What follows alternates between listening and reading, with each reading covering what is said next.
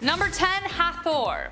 The goddess Hathor was originally created by her dad, Ra, as a destroyer of men. She was supposed to punish all those who were disobedient to him. But then Ra was like, nah, I don't really like that idea. He just kind of changed his mind and decided to make her the exact opposite, instead the goddess of love. But she kind of loved killing men, and like even he couldn't stop her. So one night he gave her what was supposed to be a mug of ale, but actually made it like a special kind of blood, and she got so drunk off of it that she got too tired out to kill anymore and therefore became the goddess of love. Drunk in love, am I right? Her cult was centered in Dendera, where she was also seen as the goddess of fertility and childbirth. When the Greeks occupied Egypt, they compared her with the goddess Aphrodite. But unlike the voluptuous woman Aphrodite was depicted as, Hathor came in 3 forms, and I bet you can't guess which. She was depicted as either a woman with a cow's ears, wearing the headdress of a cow, or just a cow. Moo. Number 9. The beginning of the world. Yeah, what an inventive way to imagine the beginning of things.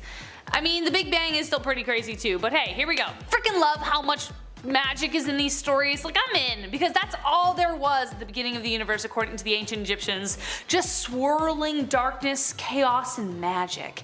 Heka, the god of magic, was the only thing that existed, waiting for the opportune moment to begin. Then a hill showed up called Ben Ben, and out of which the god Atum erupted from. He was lonely, so he mated with his own shadow to give birth to 2 children, Shu and Tefnut. Shu gave life, Tefnut gave order. They left their father to build the world, but they were gone so long he took out his eye and sent it to search for them.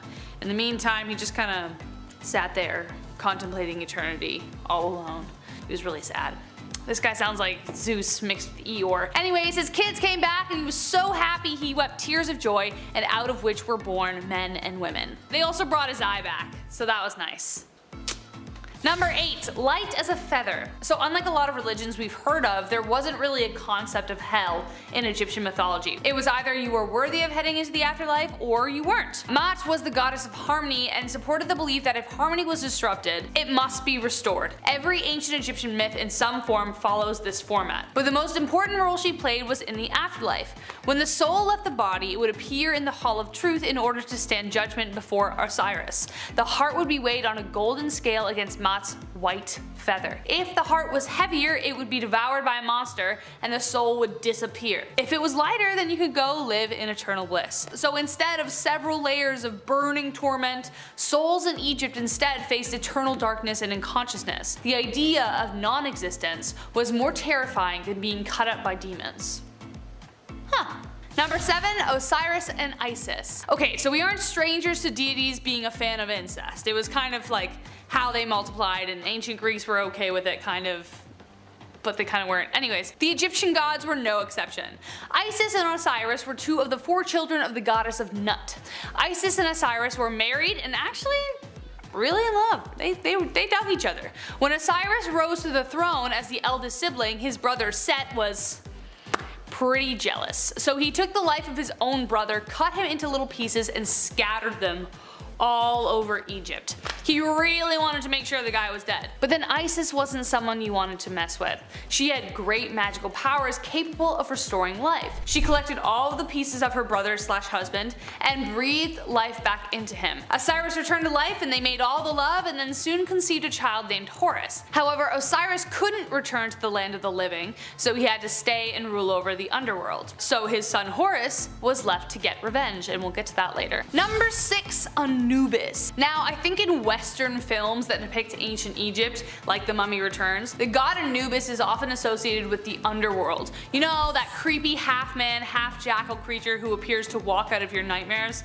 Like, he's so creepy. Well, he did used to run the underworld until Osiris took over, but he was actually the god of mummification and the afterlife. So, not wrong, but not the whole story. Anubis was the son of Nephthys and Set. Well, kind of. Nephthys actually never conceived the child with Set. She kind of had the hots for Osiris. So she disguised herself as Isis and made love to him that way, and then Anubis came to life. That may have been one of the reasons Seth attacked Osiris in the first place, as his suspicions rose. But it was actually Anubis who helped Isis piece together Osiris, creating the first mummy. Fun fact, During the Greek rule of Egypt, Anubis and Hermes were seen kind of as the same, the people who ferried the dead to the underworld. Oh, sorry, and a point. Anubis was actually the one who weighed people's hearts, so he used the feather, the thing, you know what to do. He was responsible for doing that. Number 5, fake beards. I can't grow a beard, so maybe I'll just start rocking the fake one, you know, like Hatshepsut. Long before Cleopatra, Hatshepsut was the first woman to obtain power as a pharaoh. She was the 6th pharaoh of the 18th dynasty. There were just a few that were women in total, but during her reign back in the mid 1400s BC, following the death of Thutmose II, she was determined on being portrayed as a male. The pharaoh, fake beard, the massive muscles, historians believe that this was all done as an act of politics. After her passing, come 1458 BC, her stepson took the throne, Thutmose III, and he destroyed everything in her name and image. Well, mostly everything. Now we have this bearded pharaoh that we're pretty sure we figured out.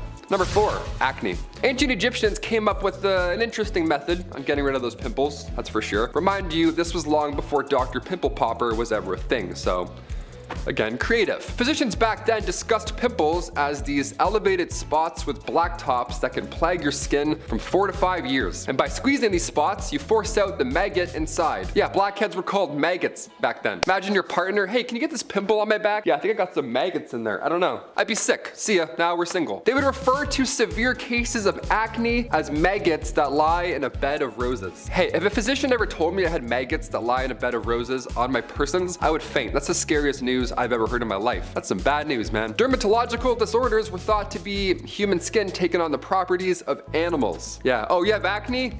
Are you sure you're not turning into a bird? Maybe it's that. Come back next week. Ancient Egyptians would use honey, vinegar, turpentine, and emulsion of bitter almonds, all to get rid of acne, hopefully. Sorry, maggots, not acne, maggots. All to get rid of maggots. I'm gonna go throw up. Number 3, prosthetics. The ancient Egyptians were a culture of firsts, and some of their achievements we still have no idea how they were able to accomplish. Like the pyramids, I couldn't tell you. Could you? Didn't think so. Hit that thumbs up. We're both wrong. We're both learning. It's very likely that some of the first ever prosthetics were used in ancient Egypt. How fascinating. Imagine being the first guy to make a toe, a fake toe. A female mummy who was discovered near Luxor had her death dated somewhere between 950 and 710 BCE. And she was also found with a prosthetic toe made from wood and leather on her person. While this of course is a wonderful cosmetic replacement, and it's no secret that the ancient Egyptians certainly valued aesthetics, it seems as though this prosthetic toe was completely functional and was actually used to help this woman walk. The toe, after it was discovered, had significant signs of wear and tear, which then inspired experts to start a study, look a little further. And they did. So they took participants and tested their gait, both with and without the use of a replicated toe. And in ancient Egypt, the common footwear were sandals, and walking in them would have been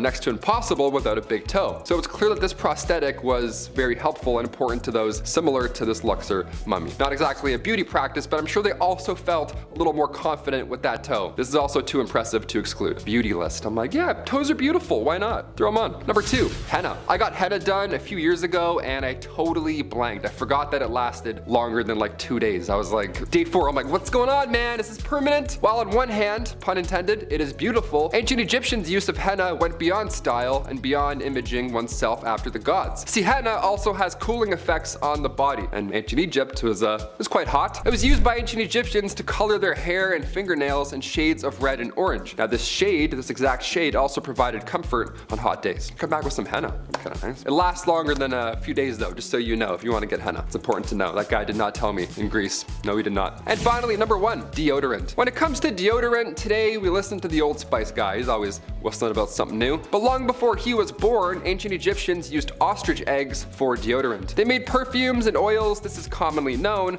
but they were also the first to use any type of deodorant, like underarm deodorant. It was so impressive. Ostrich eggs mixed with a little fat and tamarisk and tortoise shell and then nuts, mix them all together and bam, there you go. You're ready for date night. Just apply all of that on your body. Another method was a little more yummy than ostrich eggs and nuts. See, Egyptians would also use porridge balls. How creative is that? Flavored porridge rolled up and safely tucked in your underarm right there on your little smelly chicken wing. This morning I had some deodorant just crumble apart when I was applying it. You ever have that happen? Turns to feta cheese all of a sudden mid-application. Now my bathroom sink looks like a Greek salad. Smells great, but not practical. Might have to go back to the porridge ball method. Who knows? Maybe I have one right now. Maybe that's why I haven't moved this arm the whole time. Who knows? We're gonna start with peace treaties. Egyptologists know Ramses II as the pharaoh who restored Egypt's relations with Syria and built a lot of neat temples in the desert back in the 1200s BC. And he's the one in that Disney movie whose first son gets smoked by the plague. Kind of a wild guy, so we'll talk about him quite a bit in this vid. Anyways, for over 2 centuries, the Egyptians fought against the Hittite Empire for control of lands in modern-day Syria. The conflict gave rise to a bloody boot down, such as the 1247 BC Battle of Kadesh, but by the time of the pharaoh Ramses II, neither side had emerged as a clear victor, and this was just becoming all drawn out and bloody and just plain stupid, especially with both empires facing threats from people outside each other. But who's ever gonna be the first to wave the white flag? Let's be real, when it comes to two dudes, y'all are notoriously known for just beating each other up, shaking hands, and best friends again. So, in 1259 BC, the two said, to hell with it, let's do lunch, and Ramses II and the Hittite king Hatshepsut III negotiated a famous peace treaty, one that was either the first known in creation or one of the earliest ever. This agreement ended the conflict and decreed the two kingdoms would aid each other in the event of an invasion by a third party. This treaty is now recognized as one of the earliest surviving peace accords, and a copy can be seen above the entrance to the United Nations Security Council. How about some ancient Egyptian body dysmorphia, because bodies are supposed to look like this, right? That's what Akhenaten was probably wondering, and it must have been awkward as hell for fine as Silk Queen Nefertiti and normal-looking son King Tut to try and lie their way through any reply to that, because this whack job was known for 2 things. Firstly, as who forced monotheism on Egypt so brutally that when he died his son had to awkwardly erase his legacy, and secondly, he was one funny looking dude. He had an hourglass figure like a BBL baddie, an elongated head with a square jaw jutting out, big curved almond eyes, and let's say he could have filled out a bra better than me. So, Egyptians like to play Photoshop with their selfies the way we do now, and the first depictions of Akh, his body and head are normal. But after he forced monotheism, that literally destroyed the economy and empire, his gender in sculptures and carvings became more ambiguous. 3 explanations. First, he's the most hated pharaoh in history, so I mean, come on, artistic license, get some anger out. Second, perhaps his changing appearance was metaphorical, meant to portray Akh as the father and mother of all humankind. Third is that it was a genetic disorder, such as amytrace excess syndrome, where the body released equal levels of both hormones. But we all know what the likely one was, seeing as these guys could quite literally not keep their hands, or really any appendage, out of their family members. I'm not gonna lie, I can't handle having eyeliner on for 3 hours, that me and my roommate go out. Meanwhile, the pharaohs had obligatory face beat, like they were working at ancient Sephora every day. Early Greek traders who visited Egypt were astonished by the sophistication and precision with which Egyptians took care of their skin and hair and decorated their bodies. Europeans remarked that almost everyone was wearing makeup, even in public places, and that'd be accurate, as both men and women were known to wear copious amounts of the stuff, believing it gave them the protection of the gods Horus and Ra, who were always fighting or banging each other, and doing so in a full face of makeup like some spectacular fursuit wearing drag queens. The only distinguishing factor between men and women's makeup was that men's makeup was simple, while women's was often heavier and more complex. The distinguishing factor of all makeup, however, was wealth. Nobles could afford the fresher or less diluted products, while lower status had to use makeup from poorer quality materials, which sucks since they worked in the sun all day, and higher quality coal you lined your eyes with, the better it reduced sun reflection. This act will also protect them from evil spirits and eye diseases, as they believed their makeup had magical hearing powers, and they weren't entirely wrong. Research has shown that lead-based cosmetics worn along the Nile actually staved off eye infections. Alright, you annoying ancient astronaut people, this is for you, Tut's space knife. I am not sitting here doing the work for y'all pretending we all don't know who King Tut is. He was the child pharaoh, smoked by a hippo bite, cursed tomb, blah blah blah blah blah. So we're just going to get right to it and say he had a knife literally from space. Specifically, a small dagger, but whatever effing y'all, this thing is so sharp, to this day, the TSA would tackle you sooner than let you board anything with it. They found it in Tut's tomb in 1920s with all that other magical treasury hunky-dory that they stole out of there, and it was originally believed to be forged from the iron heart of a meteorite. Originally, keyword. See, Egyptians didn't have the ability to smelt. They weren't actually suitably advanced in that realm. So they especially wouldn't be able to forge a weapon from space metal, let alone crack open a meteorite to get to it,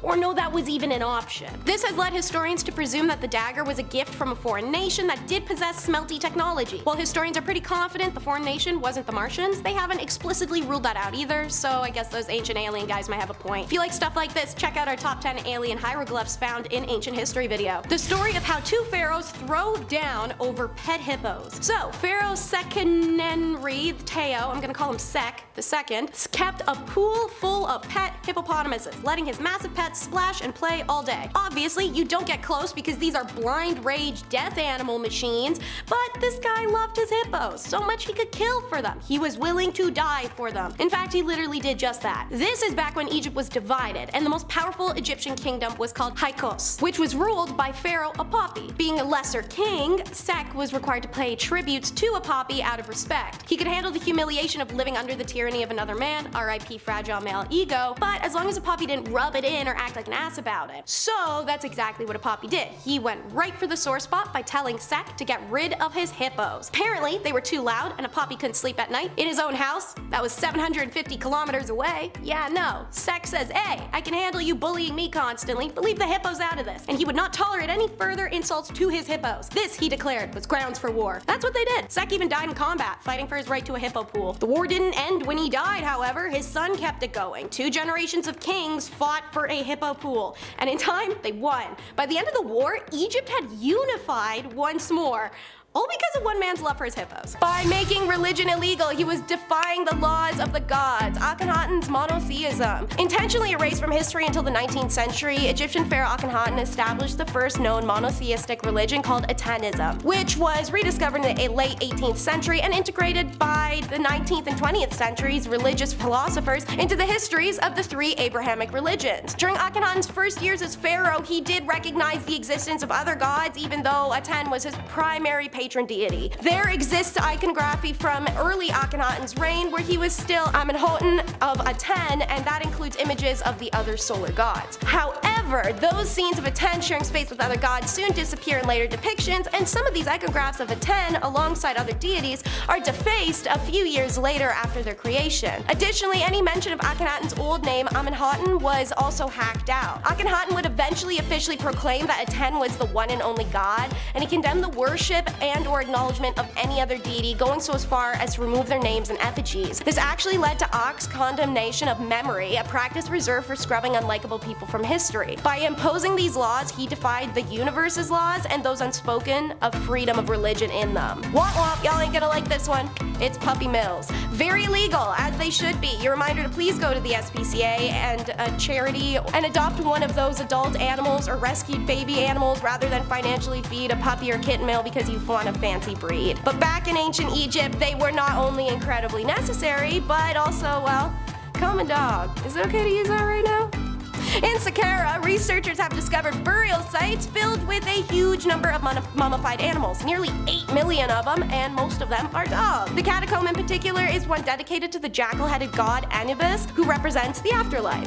Archaeologist and Egyptologist Salma Ikram writes that the animal mummification began in ancient Egypt to allow beloved pets to go on to the afterlife as well, to provide food in the afterlife, and to act as offerings to a particular god. Nowadays, people go to church and they light a candle when they wanted some godly handouts, but the Egyptians were in for the long haul. One little flame isn't enough, so instead they would offer a mummified dog. To get a mummified dog, well, Ikram says the huge number of mummified dogs implies, if not completely confirms, the existence of ancient Egyptian puppy mills. As, quote, you don't get 8 million mummies without having puppy farms, and some of these dogs were killed deliberately so that they could be offered. So for us, that really seems heartless, but for the Egyptians, they felt that the dogs were going straight up to join the eternal pack with Anubis, and so they were going off to a better thing. 2,000 years later, Alex is facing his crimes. During his stay in Egypt, Alexander the Great was proclaimed the new pharaoh. He received historic titles associated with the position, such as the son of Ra and beloved of Amun. Whether Alexander also received the elaborate coronation ceremony at Memphis, however, is debated. But what won't be is him being on this list. Fight me, y'all. Although he was in control of Persia by 330 BC, a very drunk and very angry, he stripped royal treasuries as he went through the country and captured Persia's capital, Persepolis, burning it to the ground in a final act of revenge against Persia with all the treasures inside. Alexander the Great's Macedonian army then pillaged the city, destroyed the palace complex, killed almost every single civilian, and then violated and stole the women. So, 2,377 years later, on the 26th of October 2022, Alexander the Great stood trial for war crimes at the UK Supreme Court. He was charged with 4 counts of violation of laws and customs of war during the raising and conquest of Persepolis. The prosecution argued that Alexander was a war criminal who committed atrocities at Persepolis as a deliberate political act. The defense argued that the burning of Persepolis was not politically motivated, rather it was merely a tragic consequence of his drunken behavior. And shockingly, the jury acquitted him on all 4 counts of war crimes. The verdict surprised Lord Legat, the Supreme Court justice presiding, after the jury chose to judge the defendant by the standards of his own time rather than the modern customs of war and the annual classics for all moot trial. I cannot help but feel some regret that you found deliberate extermination and enslavement not to be war crimes, but so be it, Legat said. Now for something that was a Grecian no, but in Egypt it's a yeah, sibling relations. So, the Egyptian pharaohs wouldn't be breaking any crimes, but with the Ptolemaic dynasty, when they came in, they were Macedonian Greeks, from a land where it was very much a crime to be doing some stuff with your siblings. It's also very much a crime by today's standards everywhere but Alabama. So, the Ptolemies adopted this practice from the Egyptians whom they'd conquered, although this would ironically exclude the native Egyptians. The tradition of sibling marriages appears to have begun with Ptolemy II Philadelphus, who married his older sister Arsenio II. The epithet Philadelphus actually means sibling lover, but they kept it clean. It wasn't until the union of Ptolemy III and Arsenio III that this custom of interfamily marriage resulted in the first birth of an heir. All earlier heirs to the Egyptian throne in the Ptolemaic dynasty had been from the side wives. As noted by historian Sheila L. Agar, the Greeks clearly believed that interfamily relations were repugnant not only to the gods, but to all right-thinking individuals. Given that the Greek literature sees it as one of the greatest taboos, things did not turn out well for Oedipus after all. There has been a protracted scholarly debate as to why the Ptolemies engaged in it. One of the primary explanations is they were influenced by the local culture. However, the practice of sibling marriage may have also bolstered their legitimacy as authentic pharaohs in the eyes of their Egyptian subjects. Despite this, even though other Greek families had moved to Egypt were also marrying cousins, there is a tendency to blame the Egyptians for the Ptolemaic issue. Now, the insane way in which Cleo learned the toxic limits. Alexandria became a prestigious center of learning and the first medical center of the ancient world. As the last member of the Ptolemaic dynasty, Cleopatra inherited the throne, but also the great inclination of the Ptolemies towards medicine and science. Attracted by knowledge of venoms and poison, Cleopatra began to test them on condemned prisoners to see the different reactions produced in the body and found toxic limitations. By tricking or directly forcing the prisoners into testing these poisons and mixes, Cleo learned oral poisons would cause disturbances such as painful spasms, nausea, abdominal cramps, and slow ends. She even had set snakes on prisoners in order to compare the major effects of venomous snake bites caused by the various species in Egypt, such as vipers or elapids. It has been said that Cleopatra used the cobra to take her own life because it would also make sense in some Egyptian mythology, being associated with the sacred uraeus worn by the pharaohs. However, there are several problems with this theory, and some scholars argue when she decided to take her life, using the information from testing these poisons, she would use a poison that would make sense, that given the possibility to choose the best one, to have a quick and relatively pain-free death. Number 10, false doors. Okay, right off the bat, imagine searching for a lost Egyptian tomb, alright? Imagine you've spent years of your life dedicating to this research, and then you find a door. You find an entrance carved into the wall, and this is it. What lies beyond? It's time. You try and carefully open it with a team of archaeologists, but it won't budge, because it's a fake door. It's a false door. Yeah, just a Looney Tunes door. Somebody juked you out 4,500 years ago. Gotcha. Their spirit's been waiting that long to be like, nice, idiot. Alright, we can go. We're good. False doors in Egyptian tombs were quite common in ancient Egyptian times. But if we look elsewhere throughout history, we find false doors in ancient Rome, in both tombs and the interior of homes, so that ought to be confusing for any house guests back then. It's also important to note that Egyptian culture was influenced by Mesopotamian architecture, so we've had fake doors around for a while now. A lot of confusing people for thousands of years. Ancient Egyptians believed that these false doors were a connection to the dead, and that spirits were able to travel here and there throughout living and death. Most false doors can be found on the west wall because Egyptians believed the west to be the land of the dead. Number 9. The tomb of Uzer. Back in March 2010, the Egyptian Supreme Council of Antiquities released this photo. This 6-foot-tall slab of pink granite was carved over 3,500 years ago, and this door was found near Karnak Temple in Luxor, and originally it belonged to the chief minister of Queen Hatshepsut back in the 15th century. Now, Uzer was a high-ranking official and held the position of vizier for 20 years at that time, so in turn, he got his own fancy tomb located on the west bank of the Nile. Remember, Egyptians associate the west with the land of the dead. That's gonna come in quite a few times in this video. The actual slab of granite, this door, was found far away from its home. It had been moved thousands of years later and ended up in an ancient Roman era building. Never thought I'd have to say this, but don't steal doors from the dead. Got it? Okay, let's move on. Number 8, Alexandria Black Tomb. What if we found a tomb and then just opened it, you know? What if we found a mysterious black granite tomb in Alexandria, say back in 2018? Do you think it would be wise to just open it because we're curious?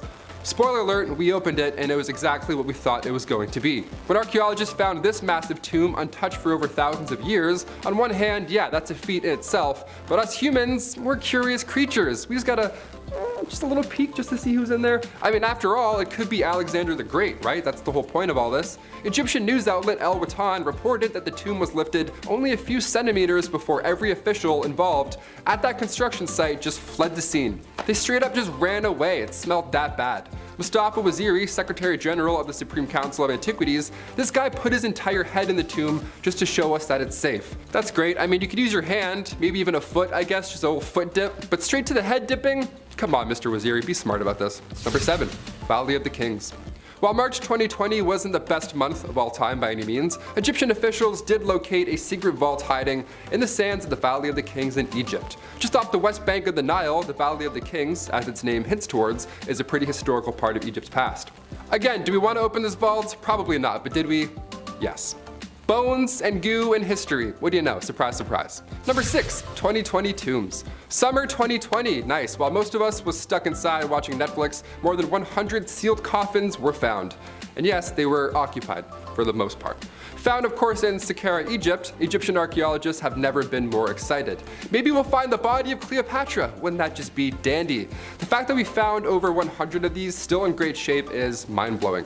Grave robbers have been around since ancient Egyptian days, and for all of these to be untouched for this long is honestly unbelievable. These findings date back to 712 BC, which was a period where Egypt was controlled by foreign civilizations. That's what makes this so insane. Like Persians and Greeks, they were all around at this time. The idea that we're finding mummies is great and all, but again, do we need to open all of them up? Maybe there's treasure, maybe there's bodies. Either way, it's not yours. Am I insane? Maybe I'm insane. Do we need to find Alexander the Great this badly that we're willing to disrespect this many souls in the process? Number 5, fake beard. I need one of these because, yeah, I tried recently and it disappeared off the channel. I was too ashamed to come back. Long before Cleopatra, Hatshepsut was the first woman to obtain power as a pharaoh. This is pretty impressive. She was the 6th pharaoh of the 18th dynasty. There were just a few that were women in total, but during her reign back in the mid-1400s BC, following the death of Thutmose II, she was determined on being portrayed as a male pharaoh. So the pharaoh fake beard, the massive muscles, historians believe that this was done as an act of politics. Now after her passing, come 1458 BC, her stepson took the throne, Thutmose III, and he destroyed everything in her name. He, yeah, just scripted. Back then it wasn't, you know, hard to just, you break one thing and then everything's gone. Well, mostly everything. Now we have this idiot being like, hey, fake beards, look at that, you missed one. Number 4, game night. I love board games, even Monopoly, believe it or not. I have the patience for it every now and then. But ancient Egyptians, they also fancied a board game, turns out, who knew? Dogs and Jackals, Mehen, Senet, and 20 Squares. These were all popular go-to games for their ancient Egyptian cottage weekends. Mehen was played around 2500 BC, and the goal was to reach the center of the spiral first. The board was a coiled snake almost. It was quite beautiful. Senet was the most popular game. Queens and kings alike would play this one. Senet had a long board with 30 squares painted on it. Now, of course, the rules are still unknown and heavily debated, just like Monopoly. But you had 3 rows of 10 squares. The last 5 squares are decorated, so it's assumed that this game was themed on the afterlife. Plus, King Tut was buried with one of these game boards. There's something very Jumanji about this that I want to know more of, but I also don't want to know more of. Why was he buried with a board game? That's kind of terrifying. There's also some paintings of Queen Nefertiti playing a board game of sorts. Yeah, it kind of looks a lot like chess. Imagine playing a pharaoh in chess. My palms would be so sweaty. I'd be like, checkmate, please don't exile me. Thanks so much. Let's play again sometime. Peace. Number 3. The first peace treaty. Bizarre at the time? Absolutely. Definitely, this is a first. The first peace treaty in history was back in 1271 BC. Now, at this point in time, Egyptians and the Hittite Empire, they were fighting over modern-day Syria. Now, this conflict had been lasting centuries, and come 1274 BC, the Battle of Kadesh was now underway. At this point, there's tons of bloodshed, no clear victor in sight, so what's left to do at this point? A peace treaty, right? Hopefully, ideally, Ramses II and King Hatshepsut III both negotiated a peace treaty where both sides would aid each other if a third party decided to now get involved. A copy of the treaty can be found in New York right above the entrance to the United Nations Security Council chamber. Pretty impressive. I have a license plate above my room, so that's almost as cool, I guess. It's also in the Guinness Book of World Records as the oldest peace treaty, so that's how you know it's official. Guinness confirms it. Moving on. Number 2, renewed passport. Now I'm thinking about where my passport is and I'm immediately panicking. I'm like, oh, which shelf? Ooh. Before our big bad haunting number 1, we'll do a fun one with some recent history. This is cheeky. Passports are important and they're a pain to replace. But did you know that you can still get one even if you've been dead for thousands of years? Well, now you do. You just have to be a pharaoh though. That's the only rule. You have to be a pharaoh or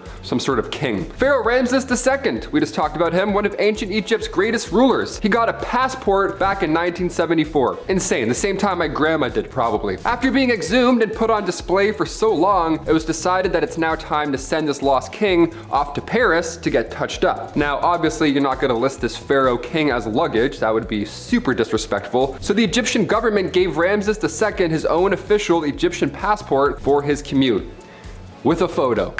Just in case you didn't know. On the passport, he had his info, it's all great. He has age, very old, occupation, a king, and in case it wasn't obvious, it was stated that the king was deceased. Looking at him, you're like, oh, yeah, certainly. Yeah, go on in. Definitely dead. For sure dead. Don't even have to look twice. We're good. And finally, number 1, trusty servant. In ancient Egypt, it was common for servants to accompany their masters into the afterlife. Whenever they go, now you have to go. Horrible, right? This practice reflected the belief that individuals needed assistance and companionship even in the realm of the dead. Hashtag needy. Servants were considered essential for ensuring the comfort and well-being of the deceased here and again in the afterlife, which doesn't make a lot of sense, but again, long time ago, different beliefs. They would be depicted in tomb paintings and inscriptions, and their statues or figurines would be placed in these tombs to then serve the deceased. These servants were believed to continue their duties in the afterlife, providing sustenance, performing daily tasks, and maintaining the deceased social status. Like, when does it end, guy? Like, come on. The inclusion of servants in burial rituals exemplifies the importance of social hierarchy and the idea of continuity in ancient Egyptian culture. So while it's crazy to us, it's very important then. It's quite important now. Fucking crazy, but it's still pretty important. Kicking off our list at number 10, ancient Egyptian eyeliner. Whenever you see hieroglyphics or any art depicting the great pharaohs, they're usually rocking some impressive eyeliner. They look great, right? Like a 90s pop star, they look awesome. Ancient Egyptians were the OG eyeliner users. They made their own eyeliner from lead salts. And no, before you think about getting creative, do not try this at home. This wasn't an ideal process. See, for starters, these salts were quite high in lead concentration. So, in order to avoid that mess, ancient Egyptians first had to process and then filter that lead salt for up to 30 days in order to get the lead levels low enough to even be applied. So you had to plan accordingly. You're like, oh, I have a pharaoh date in 30 days? Perfect, we'll start now. It was a hazard if done incorrectly. Not only was this ancient beauty practice, well, beautiful to look at, but Egyptians also needed eyeliner to protect against sun damage, as well as fight off any infections. Yeah, we don't encourage rubbing lead on your eyes today. We have a few different methods on, how to look good.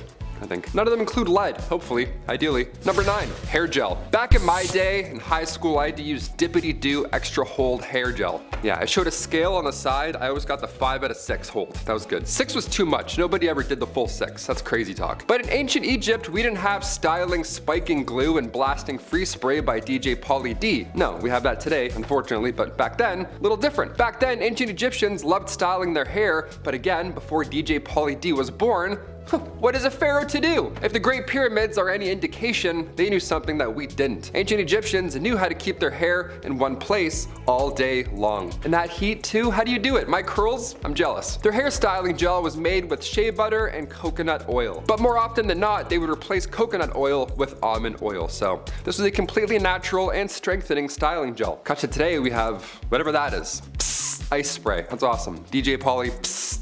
No. Number 8, coffee scrub. I love coffee. I don't think I love coffee enough to do a coffee face scrub, but hey, never say never. I'll try anything once. Ancient Egyptians would use coffee scrub to reduce inflammation, improve blood circulation, and since it's a ground up material, it's gonna remove those dead skin cells at the same time. Next holiday season, grab your aunt some coffee scrub. Just tell her how it reduces puffiness, improves the skin's texture, all that good stuff. It'll give you that youthful pharaoh look that you've been going for, you know what I mean? Merry Christmas, here you go, coffee on your face. Using grounded coffee powder to exfoliate your skin sounds like a new idea. It's certainly a hot trend today. But before TikTok, ancient Egyptians already knew these benefits. Damn, I'm gonna get a coffee scrub. Maybe I'll do it. I don't know. After I'm done this cup, I'll just rub it on my face at my desk and see what everyone says. Number 7, dead sea salt. You'll never feel more alive than when you use dead sea salt. Here we go. Ancient Egyptians were ahead of the exfoliation game. Dare I say, they invented it. Not only were coffee scrubs a necessity, but salt from the Dead Sea was one of the most popular ancient Egyptian skincare products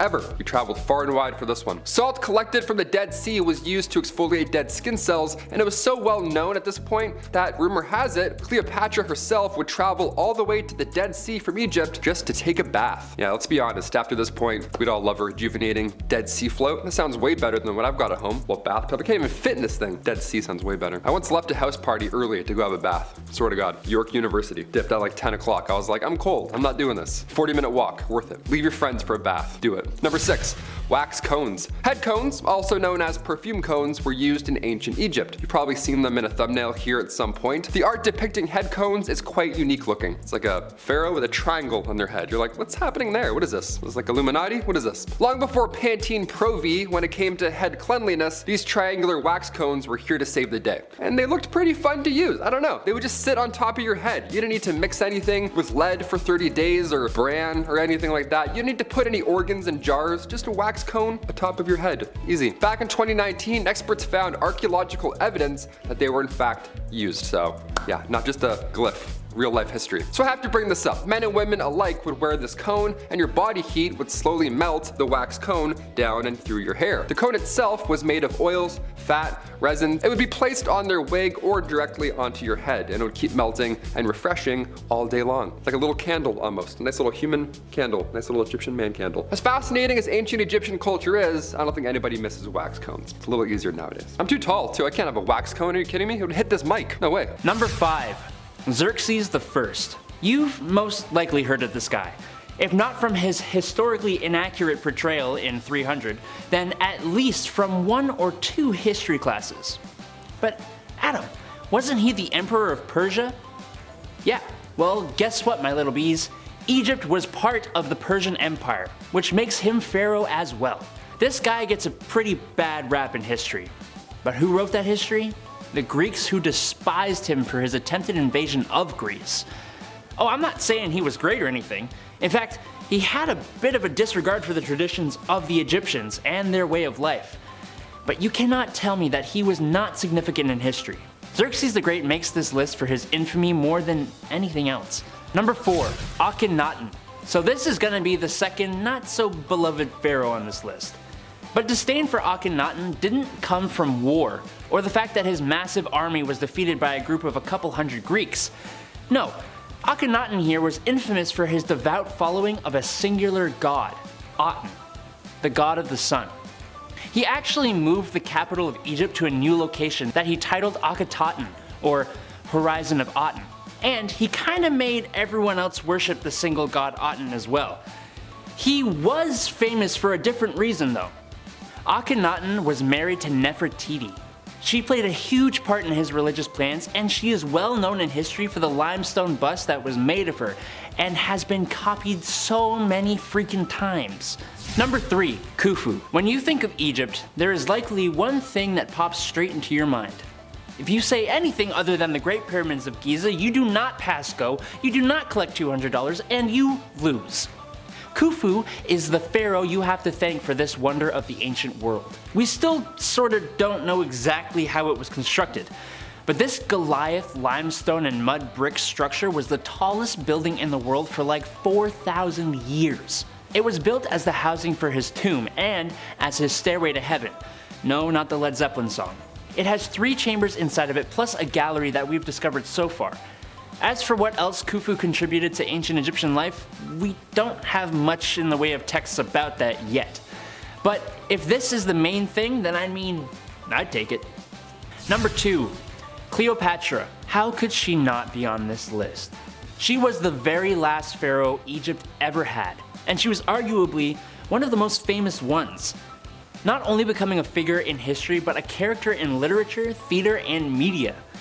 Cleopatra VII was pharaoh in Egypt from 51 to 30 BC, and it was one hell of a reign.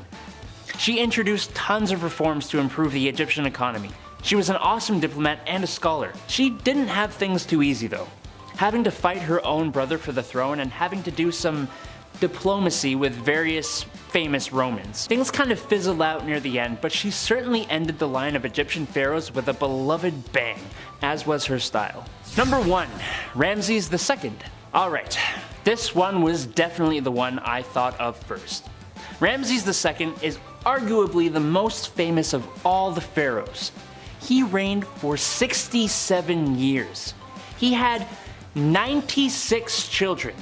He had a crazy successful military campaign conquering the Hittites, Syrians, and Nubians. No other pharaoh that we know of has been able to build like he has. He lived to the age of 90, which is insane for back then. And he professed himself a god, which I'm sure some people actually believed.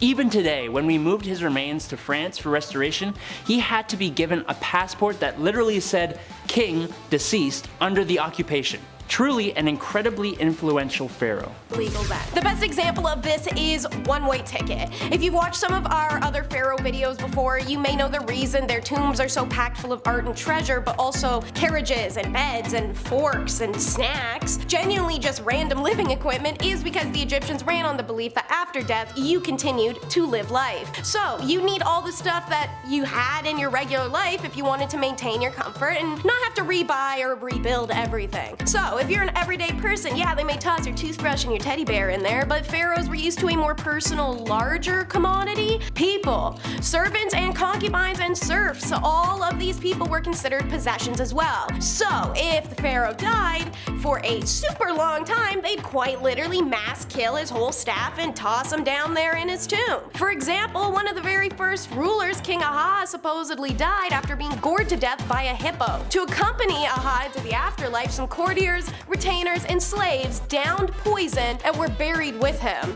Sometimes, if the rumor is true, these peoples would also simply be sealed into the tombs alive. Suffice to say, crime. Very big crime. Very big crime. While that wasn't a big deal then, however, the Tushratta agreement violations was. Tushratta, the king of Mitanni, who was another close ally of Egypt's, had given his daughter's hand in marriage to Akhenaten, the father of Amenhotep, aka King Tut. Upon his father's death, the young pharaoh married the Mitanni princess as well, making her one of the lesser wives. Let's be real, Nefertiti had homeboy's heart, soul, and boys in a chokehold. Tushratta sent Akhenaten many letters to protest the fact that he'd never received the agreed upon bride price of solid gold statues and instead had only been sent gold-plated wooden ones. Cheapos. The pharaohs didn't avoid all diplomatic matters, just the ones they didn't personally entrust him. His attention was primarily focused on religious reform and life within his palace. This Persian pharaoh was a known prick and animal hater.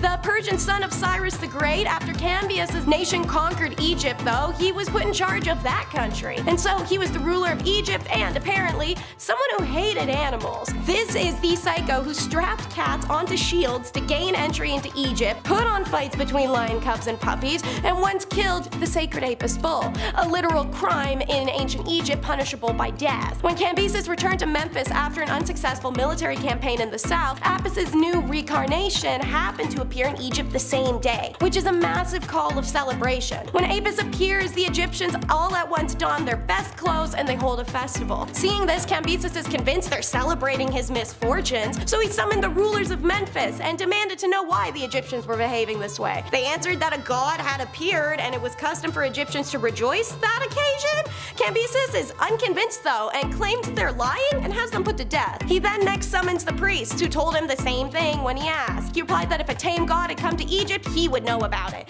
Then he ordered the priests bring Apis before him, which they stupidly do. When the priests lead him in, Cambyses draws his dagger and stabs the bull. Laughing at their screams of horror, he said to the priests, "Are these your gods, fools of flesh and blood who can feel the bite of iron? This is a fitting god for Egyptians, but I will teach you to make a laughing stock of me." He then ordered all the priests whipped and any other Egyptians celebrating to be killed. So the festival ended and the priests were punished, and Apis lay in the temple until it died and they had to secretly bury it. This was arguably kinda a crime, kinda not. It's Cleopatra, sibling annihilator. And she is nowhere near the only one. Egyptian pharaohs loved to smoke their own siblings, kids, nephews, to ensure any kind of throne claim. That's why, yeah, it was a crime, but who's gonna do something about that, and what can you do that won't make you the next coup victim yourself? Power grabs and murder plots were as much a Ptolemaic tradition as inter-sibling marriage, and Cleopatra and her brothers and sisters were no different. Her first sibling husband, Ptolemy the Bajilliant, ran her out of Egypt after she tried to take sole possession of the throne, and then the pair later faced off in a civil war that she won by shacking up with Uncle Caesar. Ptolemy then drowned in the Nile. Following the war, Cleopatra married her younger brother, and she is believed to have killed him not long after, as the marriage was just to ensure her and Caesar's son, Caesarion, was next in line. In 41 BC, she also engineered the death of her sister Aranso, who was considered a rival to the throne. So yeah, I'd say a bunch of killing coups. That's a crime. Nothing like a klepto-gaslighter king, though.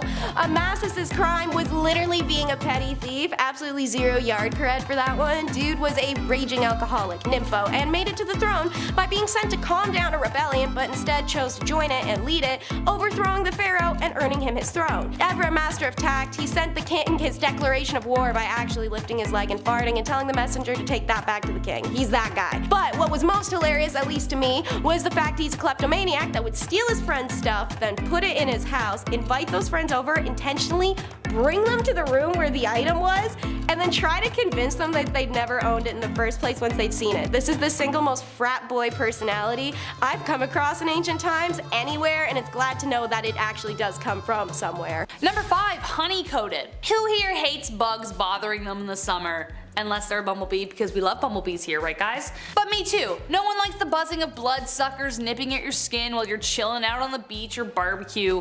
Well, guess what? Egyptian pharaohs hated it too, except they didn't have bug spray. So what did they do? Well, you know the phrase, you can catch more flies with honey than vinegar?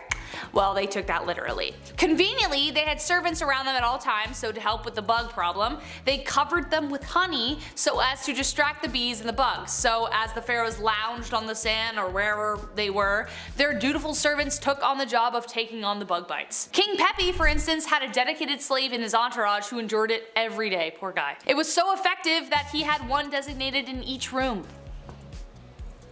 Poor guys. Number 4, assassins. This wasn't necessarily something that he did, but something that happened to him that was pretty messed up. As you can guess from the title, it involved assassins. Ramses III had a lot on his plate during his reign. There were this group of seafarers trying to destroy everyone, the tomb builders did their first labor strike over wage delays, I get you, the economy was deteriorating, weather was devastating food production, things were corrupt as hell, and on top of all this, his secondary wife Ta hated his guts. She, along with a dozen members of his harem, the head of the treasury, a military captain, a butler, the butler did it, and the chief royal chamberlain, hatched an assassination plot. In 2012, researchers used a high-powered CT scanner on Ramses' mummy and saw a massive throat gash covered by an amulet said to have healing powers.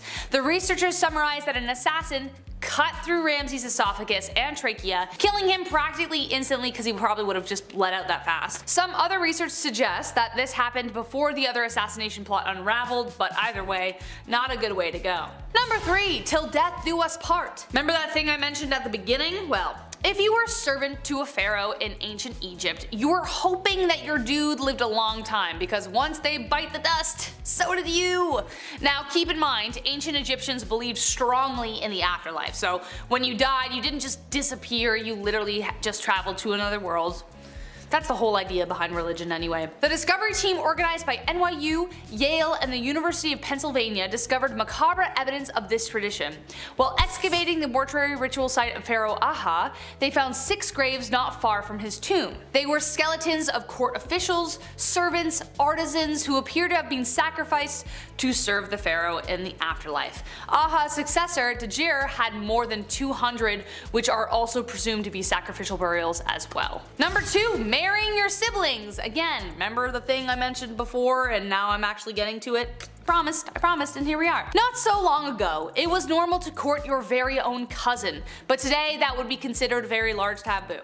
I'm not gonna lie, it gives me the skippies, okay? I don't like imagining even marrying any of my cousins, that's weird to me. But the ancient Egyptians took things even farther, or should I say brought it closer, by marrying their very own siblings. Hey, that's one way to guarantee that the line will stay in the family. But knowing what we know about the genetic pool being too close and the complications that can arise, there's things that can go wrong. But nevertheless, it happened. DNA testing from King Tut's corpse revealed that he was a product of a union between 2 siblings. Pharaohs believed that they were descended from the gods. Therefore, keeping it in the family was crucial in maintaining that bloodline. King Tut even married his own half-sister, same dad, when he was just 10 years old. However, generations of inbreeding resulted in a bone disease that got more severe each time. Cleopatra also married her own brother as well. That was a whole thing, and then she met Caesar and that whole thing we talked about, yeah, that thing. Let's move on. Number 1, Akhenaten. One of the most polarizing figures in Egyptian history, Akhenaten tried to get rid of religion and as a result they got rid of him. Akhenaten earned the title Heretic King, and a recent discovery has revealed that his deeds might have been a lot darker. Akhenaten came to power in the 1350s and reigned for around 17 years. He is known for creating a new religion surrounding Aten, who was generally represented as a sun disk. Sometime around his 4th year, he started sending out agents to erase names and images of certain gods from existing texts and monuments. Around the 5th year, he claimed to discover the location of the new royal city and moved Egypt's capital from Thebes to Akhenaten, today known as Tel El Amarna. There, his people suffered greatly under slave labor, with bodies being uncovered younger than 20, many with bones broken, spines broken, along with evidence of severe malnutrition. When the pharaoh finally passed, his tomb remained unfinished and his name was stricken from the history books.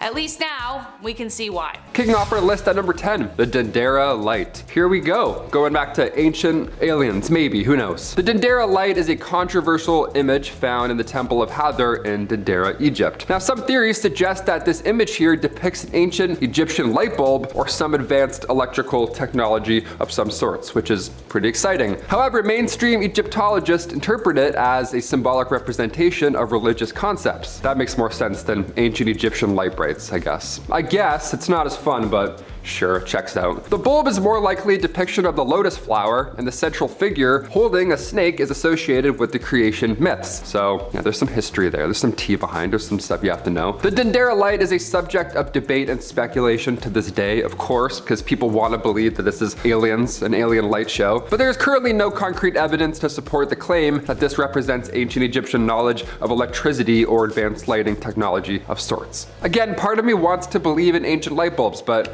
maybe I've been playing too much Zelda. That's probably it. That's probably that, maybe. I don't know. Number 9, beer. Yeah, some pretty good stuff coming up next. Ancient Egyptians, they brewed and consumed beer on a daily basis. Now, they considered it a staple of their diet. Cool, me too, I guess. Beer production was primarily a household activity, with everybody in the family helping the process, which is great. What does your family taste like? Let's do it. The brewing techniques here involved fermenting grains, barley, and flavoring the beer with dates, honey, and spices. And pretty much anything you wanted. It's your brew. Get creative. Throw random shit in there. See how it tastes. Why not? It's ancient Egypt. Beer had both religious and social significance. Beer would be offered to deities and consumed during festivals and gatherings. Give a deity a Coors Light, you're like, here you go. This ought to cool you down. Rocky Mountain certified, buddy. Stop yelling, stop cursing our lands. It also provided hydration, nutrition, and a means of socializing in ancient Egyptian society, so hard to say no to that. Twist my arm, please. Number 8. Curses, of course, these are real, these are very real. And you'll get cursed if you don't hit that thumbs up. Ancient Egyptian curses are a subject of fascination and speculation, of course. Curses were believed to be supernatural powers wielded by priests or individuals to protect sacred sites and or tombs from desecration. These curses often warned of dire consequences for anyone who disturbed the resting place of a pharaoh or violated these sacred spaces at all. The curses were typically inscribed on tomb walls or objects and invoked the wrath of gods and spirits. Ergo, don't touch my shit. Thanks. Many inscriptions contain symbolic threats rather than the direct supernatural actions. So the curse of the pharaohs is mainly associated with King Tut. This curse gained attention when several individuals involved in the excavation of Tut's tomb just died unexpectedly. However, these deaths can be attributed to natural causes or coincidences, of course, but the timing here was it's a little cursed. Nobody really knows, right? We want to believe. Maybe it's fun to believe. That way we won't steal things from the dead, right? Let's go that way. Number 7, a pet hippo. Are you a dog person? Are you a cat person? How about hippos? They're fun. They'll maybe eat you, who knows? Real quick, do you have any idea how fast hippos are? I had no clue my entire life. I thought they were fat and fun and stationary. No, hippos can run as fast as 50 kilometers an hour. Their bite is 3 times as powerful as the bite of a lion's. Yeah, so you shouldn't fuck with them. You shouldn't fuck with them with the PH. The Pharaoh Menes was Egypt's first pharaoh. We refer to him as the lost pharaoh because, well, for starters, he was alive a very long time ago, 3000 BC, don't know much about him, but also he was killed by his pet hippo, therefore definitely lost. We lost him fast and loud.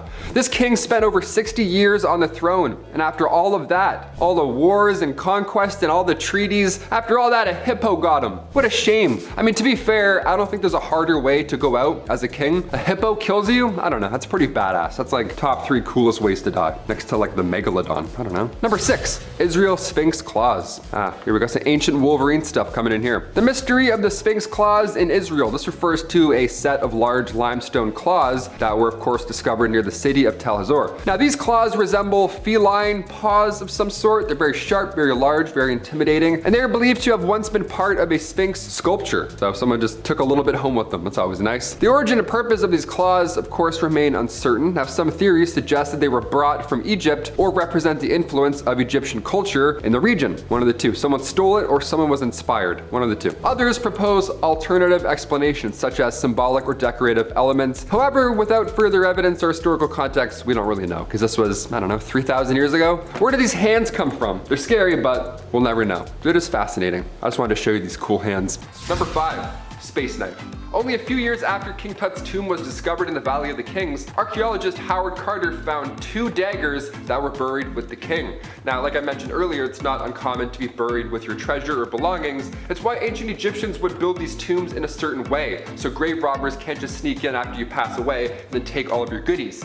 So 2 daggers were found with King Tut, one made of iron and the other with gold. Now, with iron being more rare than gold during the Bronze Age, this was quite a big deal. With recent advancements in technology, we're able to use a technique called portable X-ray fluorescent spectrometry, and according to the journal Meteorites and Planetary Science, the blade is actually made of iron, nickel, and cobalt, suggesting that its material is that of extraterrestrial origin. A blade fell from the sky and now a king has it. That's pretty insane. Also, aliens? Just saying. Number 4, KV55. Also located in the Valley of the Kings in Egypt, Tomb 55, otherwise known as KV55, was found by Edward Arton back in 1907. It was discovered right next to King Tut's tomb, and the reason that we call this tomb by a number rather than a name is because we really don't know for sure who's inside. Even the walls of the tombs inside, they aren't covered with beautiful hieroglyphs to tip us off on their history or their ruling, it's just bare. The only hint as to who is buried remains on the walls. It's one hieroglyph that remains, and it was discovered also in 1907, and it translates simply to, "The evil one shall not live again."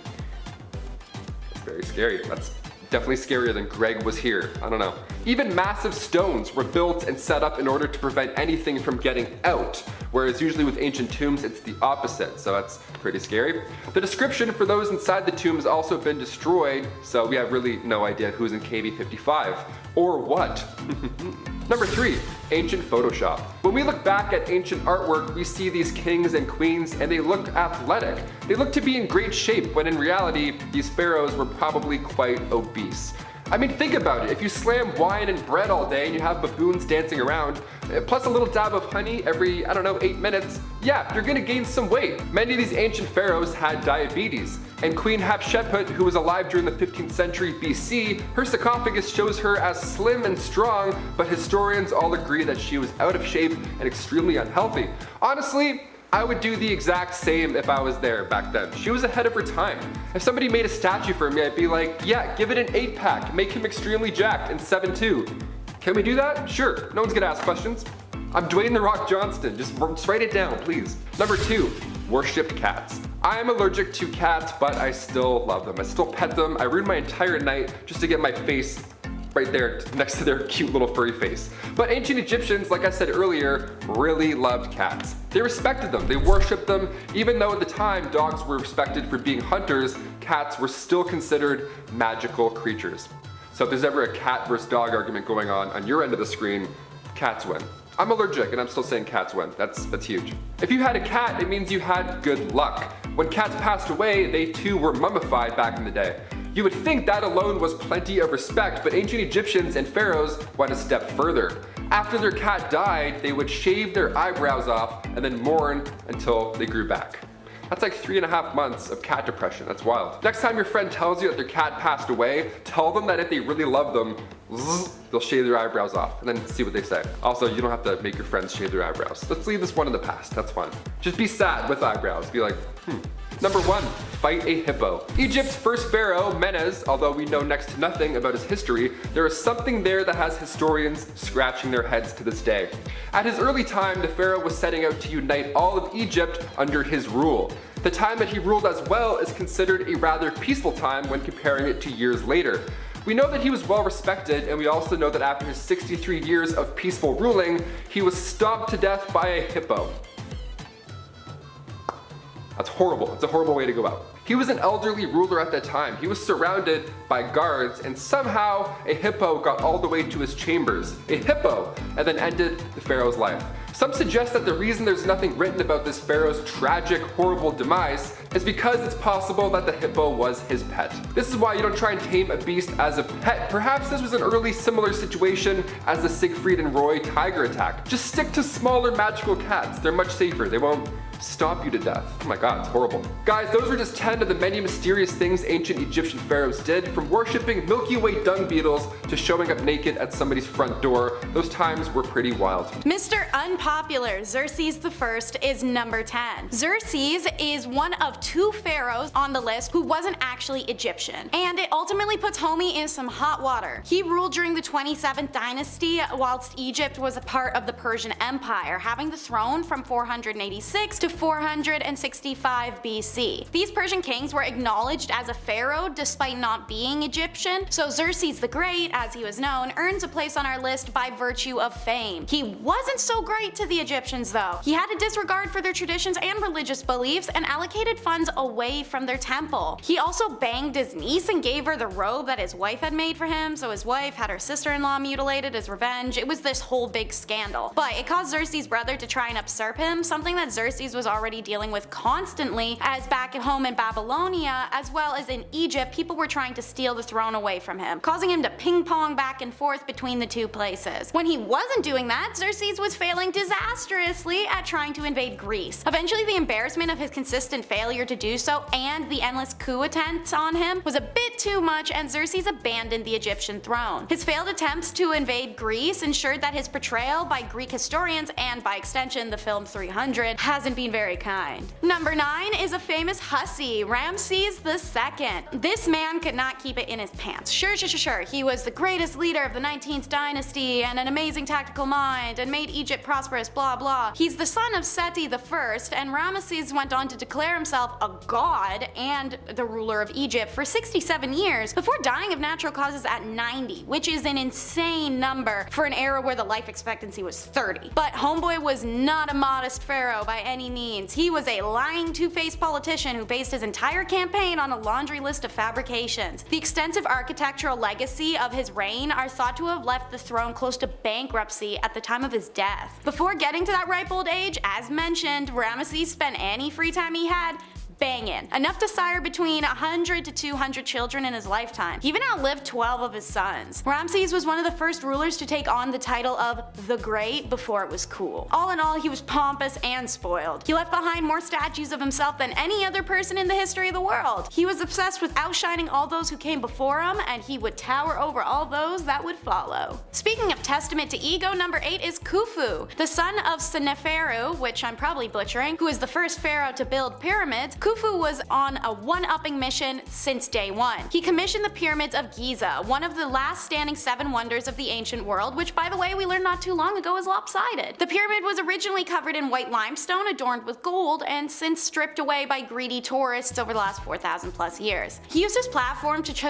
also establish mining and trade from what's now modern day Lebanon. Unfortunately, while he brought greatness to Egypt in ways of infrastructure and economy, socially he inspired a lot of mixed reviews due to his use of forced labor and a dismissive nature. The ancient Greek historian Herodotus was a particular critic, depicting Khufu as a vicious tyrant who used slaves to build his Great Pyramid. Now, many Egyptologists believe that these claims are merely defamatory, guided by the Greek viewpoint that such structures could only be built through greed and misery. If those rumors are true, then Khufu had high expectations and forced labor and no one liked him. If they're not, then he wasn't a bad guy at all. Number 7 is Cambyses, the animal hater. This is the other Persian pharaoh on our countdown, and he too enjoyed picking on the Egyptians he ruled, but in a very indirect way. See, Cambyses enjoyed watching animals suffer. It said in his spare time he put on fights between lion cubs and puppies and made his wife watch as they tore each other apart. In fact, nearly every story coming out of Egypt at the time of his rule told about Cambyses involved him ruining the life of one animal or another. Early on, he went to see Apis, the bull that Egyptians treated as a god. Right in front of the priests dedicated to Apis, he pulled out a dagger and just started stabbing the bull until it died, laughing at them and saying, "This is a god worthy of the Egyptians." What a prick.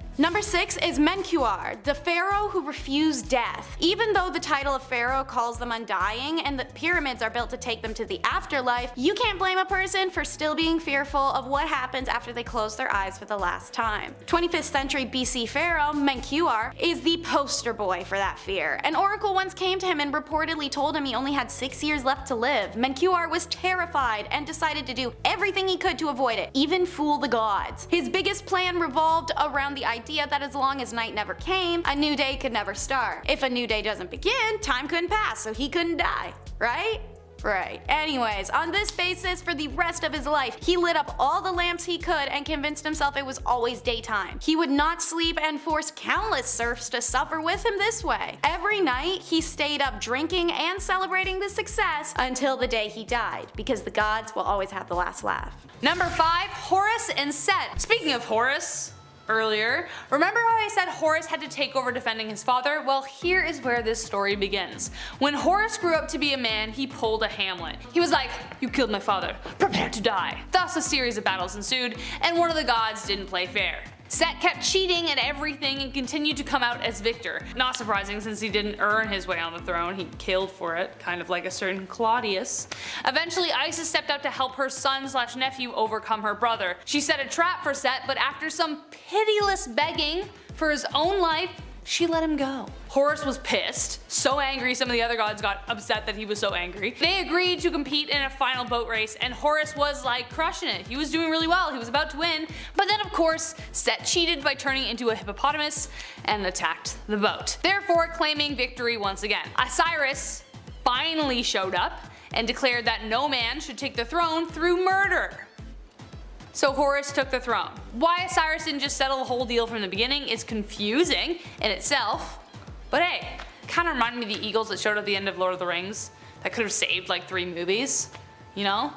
Kinda like that. Anyways, let's move on. Number 4, Ra and his boat. Ra is one of the most revered gods in Egyptian mythology, especially since he was the god of the sun.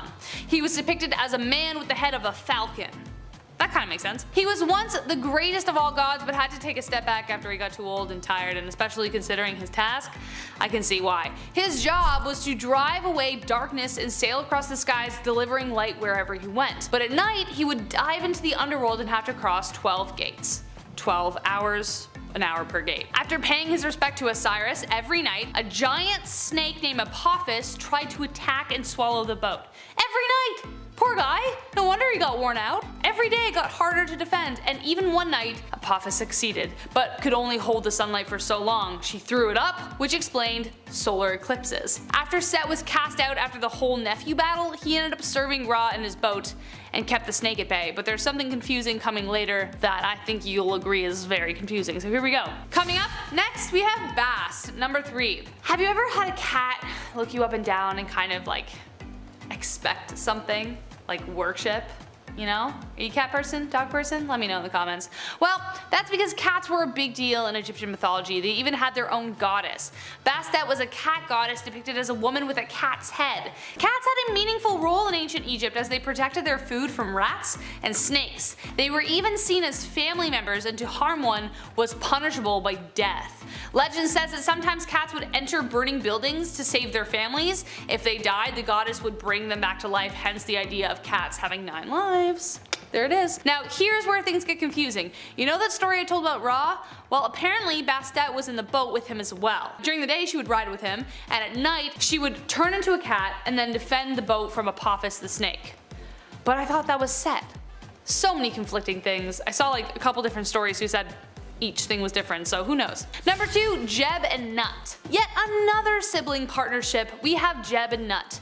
They fell deeply in love and could never be separated. They were that couple who would like constantly be like, oh my god, stop, right next to each other at dinner, you know what I mean? Jeb was the god of the earth and Nut was the god of the sky. A previously mentioned god, Atum, found their union inappropriate, so he pushed Nut into the sky far away from Jeb. He just didn't like being a third wheel. Jeb and Nut were close enough to see each other, but could never hold each other again. And she gave birth to Osiris, Isis, Set, and Nephthys. Some say Horus too, but I don't think that's true. Number 1, the treasure thief. Okay, I don't know how I feel about this story, okay? This doesn't really feel like harmony is in balance, but anyways. The treasure thief ends in a way I really didn't expect, and I'm not sure you will either. Long ago, a great pharaoh with a wealth of riches decided to build a pyramid in which to keep them safe. One of the builders was wise to his plan and decided to find a way to claim them for himself. He built a stone vault with a hidden entrance covered by a slab so he could get to the riches. But unfortunately, he fell ill before he could return, so he told his sons of his plan.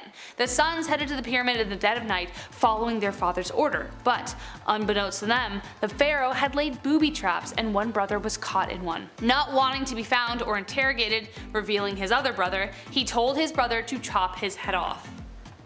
Ugh, that he did. Loyalty? I don't know. The pharaoh, upon finding the body, hung it up in the town square in the hopes of like weeding out whoever it belonged to.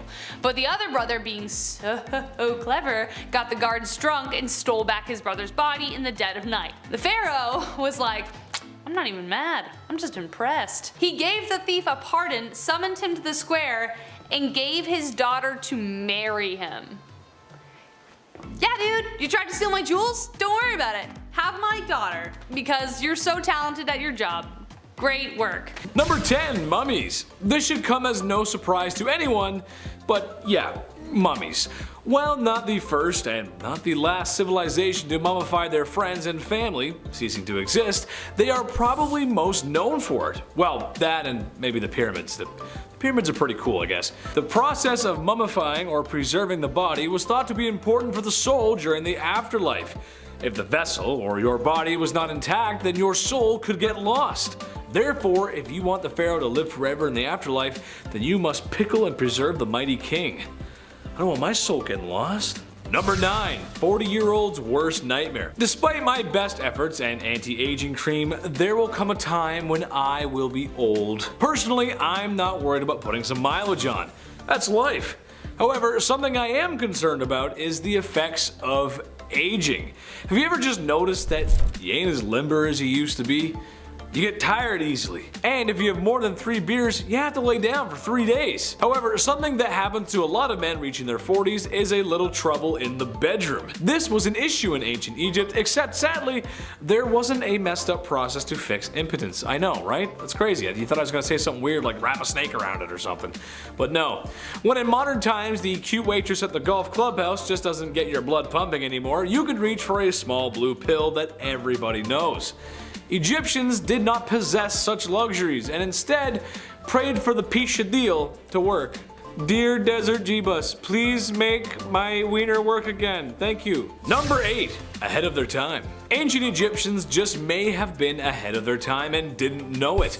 The Egyptians had tons of different herbs, plants, and methods for treating all kinds of ailments. Their alchemy skill was maxed out. I never did that. However, one method they came up with may have been helping more than they thought. A porridge mixture that was boiled down that contained tetracycline, which, just in case you didn't know, is known as an antibiotic. This would have been very helpful for the time, as a scrape on the knee could be the difference between living and, well, not living. While this was being used, it's unsure if the Egyptians really knew why this method worked. We doubt they understood the finite details of antibiotics, and I'm not going to stand here and pretend that I do either, because I don't. Number 7. Tales from the Crypt Keeper. You didn't think I was going to talk about mummies and not talk about how they make them, right? Hold on to your spittoons, this is going to be a rough one. Okay, so we all know that when we pass on, our bodies begin to decay and break down. The Egyptians knew this, so they would have to be one step ahead if they were to have the king pickled in time for the afterlife. Well, first things first, the brains? They gotta go. They would remove the brain with a large spike and sort of mash it up there and well, then they drain the contents from the nose, which that is just disgusting. Stomach, colon, and lungs, well, those won't be needed in the afterlife either, so they gotta go too. But the heart stays though. That's where the soul is. The king was then dried out with mounds of alkaline salt in the world's best beef jerky impression. Afterwards, oils were rubbed into the skin and eventually a resin was applied to aid in the linen wrap sticking to the body, making for that distinct Tupperware brand airtight seal. The pickled king was wrapped numerous more times just to be safe, and then, if he was OG enough, placed into a sarcophagus, and if you're really cool, you'll get your own room full of gold and treasures, and your pet Whiskers, which is a cat, and be mummified because, well, you need him in the afterlife too. That is one heck of an undertaking process. And to be fair, it kinda worked, because there have been a few mummies recovered from Egypt, and they're in amazing condition, considering the age, of course. Number 6, a little off the top. Okay, without the comment section oversharing here, some people have had circumcisions and some haven't. It's a part of life, okay? That's how it goes. Debatable to some, but it happens. This was a common practice in ancient Egypt, claimed to be for hygiene reasons. However, there's something a little bit different about their process. See, today it happens when you're a baby. A strange man comes in the room, and he cuts what he has to cut. L'chaim, it's done. There it is. That's it. It's over. Egyptians waited a little longer, however, closer to the age of 12 or 13. Can you imagine just chilling in the field one day, and then some strange dude grabs you and slaps you down on the table and makes a withdrawal from you to meat and veg? I talked to the chief today, and he just said that's not it. Don't do that. And speaking of, after that unification happened, it paved the way for the royal trendsetter Narmer. Because before our boy Narmer came along, the red crown of Lower Egypt and the white crown of Upper Egypt were worn by the pre-dynastic kings.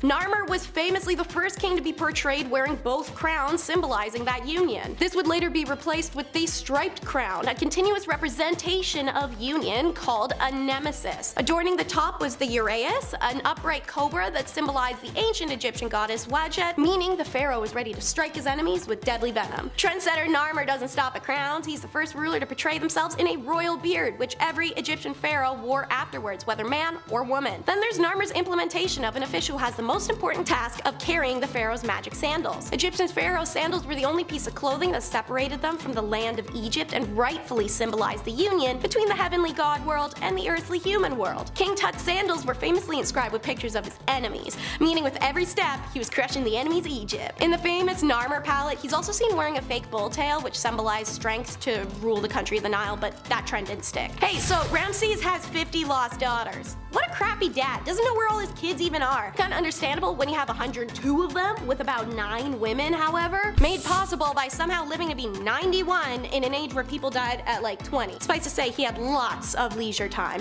Of course, not all the children were children at the same time. Ramses II began his family long before he took over as king, and he reigned for 66 years. He spread the brood out over most of that time. So archaeologists announced in 1820 they uncovered a tomb built by Ramses, and that 52 or so of his sons happened to be in it. They finally recently started excavations after a few decades, and now we know that the Mausoleum is the largest and most complex found to date in Egypt's Valley of the Kings, with at least 62 rooms. But Egyptian kings normally didn't build mausoleums for their offsprings. Their principal wives, yes, over in the Valley of Queens, but their kids, no. If it turns out that only Ramses' sons are in the tomb, where are the 50 daughters? Sexism can answer that. Males were regarded as potential heirs to the throne, and the princesses were not, so they weren't held in high esteem and didn't get a fancy resting place. Doesn't mean they didn't have value. Ramses designated at least 3 of his daughters as princess queens. Woo! No? No, oh no, what that suggests isn't pretty. But what isn't known is whether or not they were actually married to him and, producing, or if the title was a way of honoring selected daughters from tertiary wives. Historians, however, are pretty confident on which one it is. This would be the end of the story, but for a single question. Why would a latex protection manufacturer name its product for a man who had 102 kids? Are you choosing cats or your empire? In Egypt, the penalty for killing a cat was death. This wasn't just a law against cruelty to animals or sadistic Friday the 13th butchery. All you had to do was accidentally run over a cat with your chariot and you're done. This is mostly due to the animal being closely linked with the cat-headed goddess of warfare and balls of twine, Bastet. They were also revered for the role they played in protecting food stores and homes from disease by killing pests like snakes and rats. Basically, pharaohs coined the 3 laws of robotics a millennia before Asimov and used them to protect the thing that poops under the stairs. And don't think there are exceptions. One writer, Diodorus Siculus, even recorded that the king of Egypt himself personally tried to intervene and save a Roman man who had accidentally killed a cat. His people did not give a single F, however, ignored the ruler, showed no mercy, caring literally -1,000 if it meant risking war with Rome. They formed a mob, hung him, and left his body in the streets while the pharaoh sent a real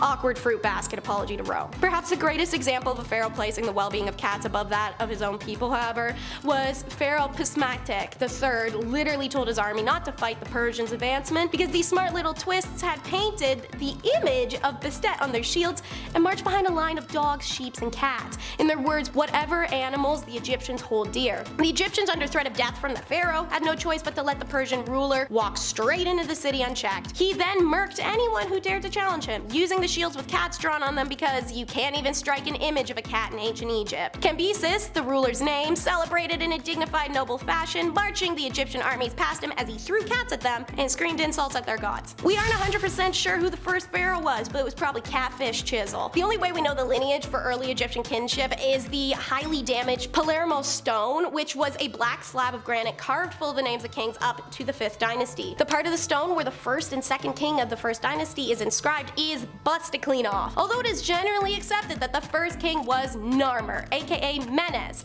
The 2nd one was Aha, even without enough evidence to prove beyond a doubt. I can't get past the Aha thing. The name of Narmer is composed to 2 ideograms, the catfish reading as Nar and the chisel reading as Mur. The location of Narmer's body has eluded archaeologists for 2 centuries now. The first Egyptian pharaohs used to build a type of tomb called a mabasta, and they did so until the 3rd dynasty when they started busting out pyramids. It's theorized Narmer is in one of those. But then Egyptologists have discovered a large field of pre-dynastic and early dynastic royal tombs in Kab, and the Narmer's name is identified in an inscription found. However, this is Egypt. The site had suffered disturbances, tomb robbing, and disrest for the past 5,000 years, making it impossible to know which one of the bodies is the precise tomb of Narmer. To this day, archaeologists and Egyptologists disagree on whether Narmer was buried at Sakkara or Kab, and in the end, his cause of death isn't even fully known. Just that of a philosopher, Mantheo, saying the reign of Narmer ends when he was carried off by a hippopotamus and perished. And last but not least,